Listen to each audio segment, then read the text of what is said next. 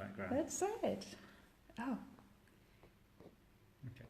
Hello, everybody. We're here, we're live. How are you? It's lovely Hello. to see you. Hi, Tim.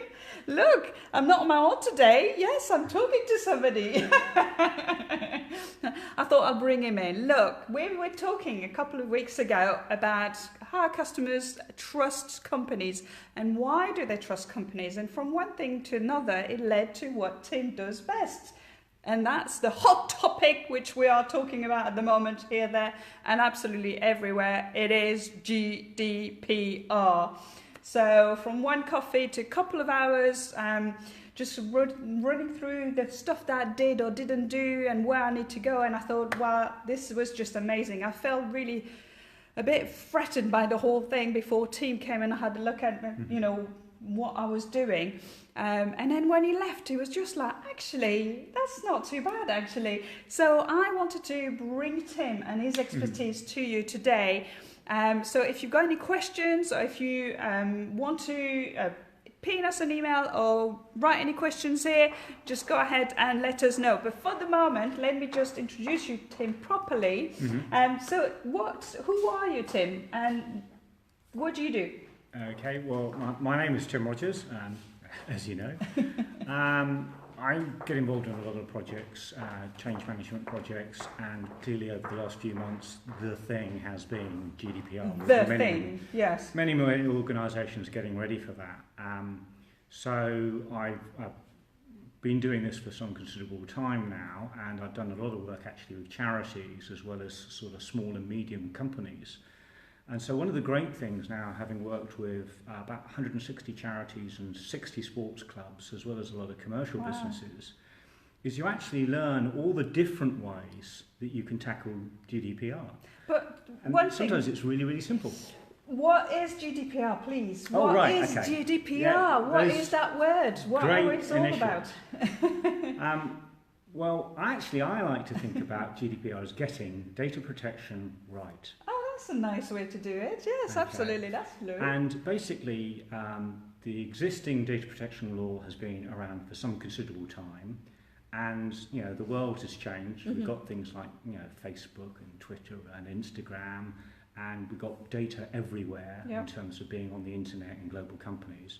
So GDPR is literally just beefed up data protection. So if you already comply with the data protection law, GDPR just means you've got to review a few things, tweak a few things, but actually it shouldn't be a shock, it shouldn't be a surprise. It really is straightforward, as we found when we met. Okay, and it is about personal data, isn't it? It's about what do you hold as a company, what information do you hold on your employees, on your customers, on everybody who is in contact, so all the stakeholders really from your company. That's what it's all about, isn't it? It is about personal data, anything that would identify a person.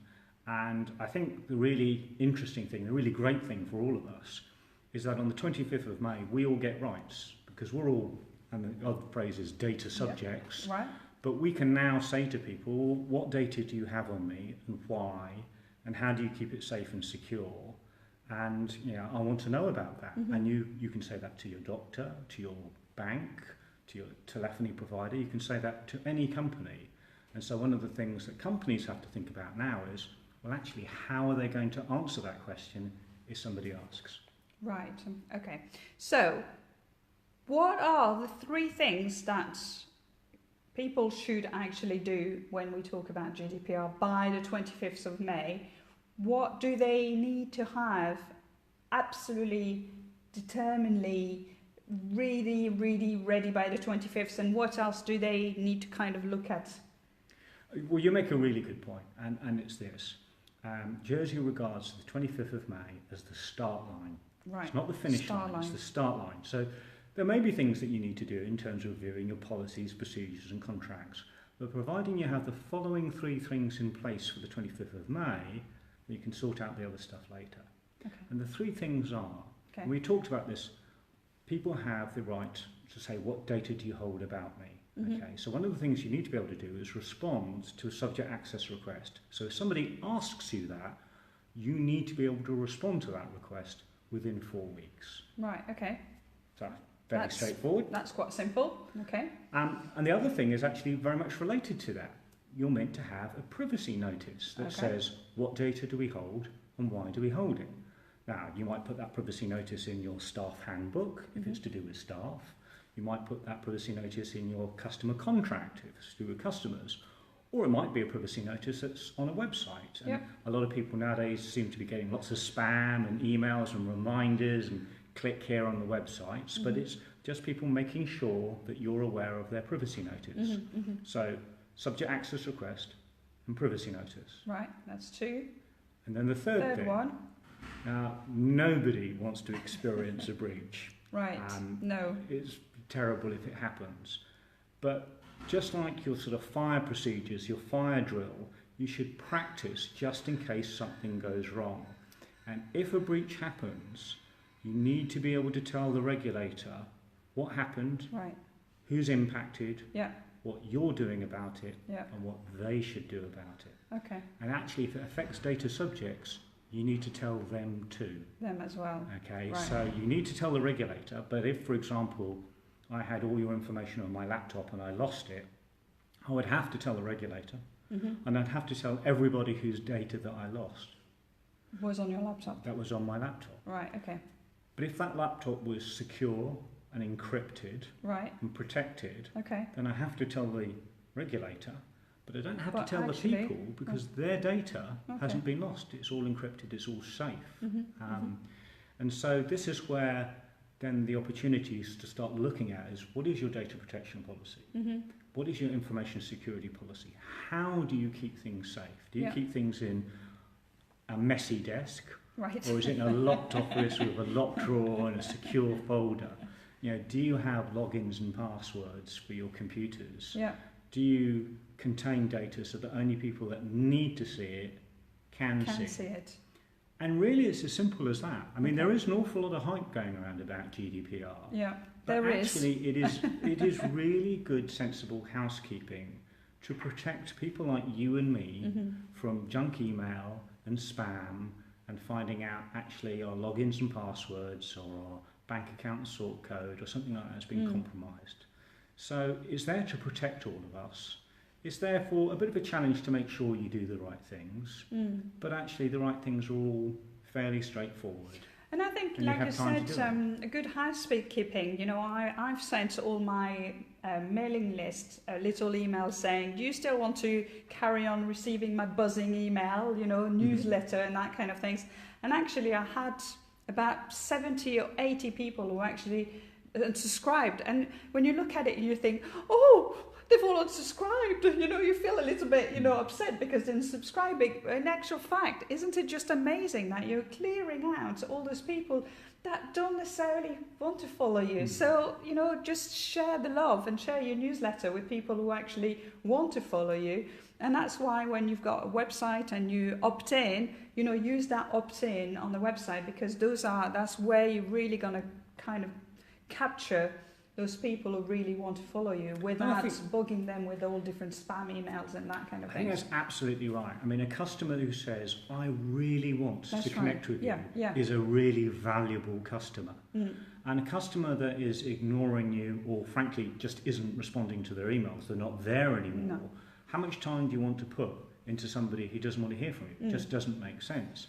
So I actually think this is a great opportunity for businesses to get better value from their customers, understand the customers much better. GDPR doesn't mean to say you can't have data, and it certainly doesn't mean to say you can't use data to provide a really valuable service. All it means is if you hold data, people know and agree that, and you're very clear about how you look after that data. So, you know, there is nothing wrong with having a good database and really understanding your customers, their needs, your products and your services. That's at the heart of good business. And there's no point to keep things like 5, 6, 10 years if they're going to be outdated and they're not going to be, you know, with the right information. You know, it's that's common sense, isn't it? That's very simple decluttering. But we need to think these things through. You should only have data for as long as you need it. Right. So if somebody has an annual membership that they renew every year, you probably don't need it 10 years later, you know, because they're renewing it every year. If you are lending money on a mortgage, you probably want to hang on to that information for the period of the mortgage. That might be 20 years. So you need to think about, why do I need this data and how long do I need to keep it? And in some cases, it might only be months. Okay. But in other cases, maybe if it's a contract, you might have to hang on to it longer. And if you're employing somebody and you're having to go through all the due diligence, okay, maybe that's a little bit longer according to what their contract is. So again, all you need to do is just think through this. Think about it. What is right for this particular piece of data? What purpose am I using it for? And therefore, how long should I keep it? Okay, and one aspect which, you know, I haven't quite gone to that place yet, but it's training your staff. So you need to, like anything in any business, you need to train your staff. You need to give your staff the tools to be able to, you know, deliver good customer service and, you know, those kind of things. So for them to be able to be comfortable with GDPR, they need to understand it, don't they? Absolutely. I mean, none of us really like big procedure manuals and stuff like that. It's a bit dull. So, you know, you should be able to record the things that you have. You should be able to say, look, I've got a data protection policy. I have an information security. I've got a staff handbook. I mean, that's good stuff. But you're absolutely right. The majority of breaches happen actually because of human beings. Either because they're negligent, they're forgetful, nobody actually showed them this, or maybe somebody's gone rogue on you. And so it's really important to make sure that you've trained people. So training really is your front line. Your customers meet your staff every day. They don't read your policies and procedures every day. So make sure, if at all ever, so make sure your staff are really good ambassadors in terms of both customer service and also explaining to people what data you hold and why you hold it. Because that's really fundamental to the trust, to the relationship. And if a customer sits there and goes, do you know what? I really trust these people. Not only have you got a really good foundation for a good business relationship, but actually they'll tell other people. Okay, and then if they've had a bad experience, they'll always remember you were really trustworthy, you were really clear, you were really transparent, you were really helpful. You will get more business. And it's key to any customer service. That's what it's all about. It's building trust, building rapport, having that confidence, and you know. This is pure customer service, you know, it's being, you know, out there saying we're doing that, we're really transparent with what we're doing, we're doing our best to actually do it. And I think something it's quite important as well. The 25th is the date, right? The key date where we need to have those three things. So remind us those three things. Well, I've got a hot tip as well on the 25th. All right, okay. Subject access request. Hot tips, I like it. Be able to answer a subject access request. Okay. Have a privacy notice. Explain what you're doing with the data. Okay. 2. And if something terrible should happen, make sure you can do a breach notification. The regulator has got some great guidance on oicjersey.com. Say that again. OIC, Office of Information Commissioner Jersey.com. There's some great guidance there. Okay, really, really helpful. Paul Vane and his team, great team. They're out there to support businesses. Okay, I mean they do have power, but at the end of the day, they're using that power to help organisations become compliant. So, a big call out to Paul Vane and his team, who've done a fantastic job in the lead up for this. But here's a hot tip. Right, a hot tip. Go on. I'm excited now. GDPR hot tip. Are we there? Hi, Alexis. Nice to see you here. All organisations who are either controlling data or processing data must register, okay? But if you register immediately on or after the 25th and you're a small business or a charity, it will be free. No way! It will be free. It'll be free! So I really so all the rest of us who've already registered, we paid £50, okay? But if you register on the day? On the 25th or as soon as possible afterwards, I'm being told it'll be free for small businesses, solopreneurs, and charities. Okay. So we're going to have to share the love, really, absolutely. 25th of May. So there's an incentive to make sure you're registered. And then it's very simple, actually. You just go on the website and you just, follow the instructions. It's very, very simple, very straightforward in doing that. So, well, Tim, thank you so much. Thank you so much. How can, if people want to talk to you or want to have more information, I know you've got a special toolkit as well that you've been talking to me about. How can people get in touch with you? What's your website address, your telephone number, whatever, however you want? We'll put a link on here. We'll put a link on here. My company is Adapt Consulting Company. Okay.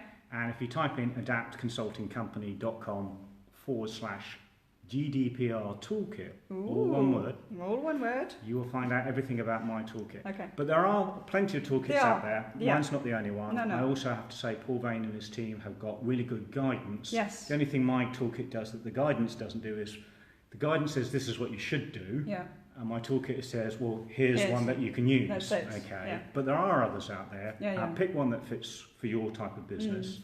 And get out there and get it done. Yeah, and you know, I think that's the thing. You know, I hope today does giving you a little bit more confidence in thinking it's not that scary. It really isn't. I was a bit worried and a bit scared about it, listening to all sorts of people talking about it, trying to read information, and actually just having that conversation with you last week was just really kind of reassuring, because you just think, okay, well, this is the things that I need to do. Actually, it's okay then. You know, it's not going to be. And at the end of the day, it's all for our customers. We're doing that so we can be having really good relationship with our customers, and we can be trustworthy, and that's what it's all about, isn't it? Yeah, I think ultimately, if you're in any doubt about what's the right thing to do, clearly there's a lot of advice online. But why not think, what if it was me? Yeah. What if it was my data? How would I feel?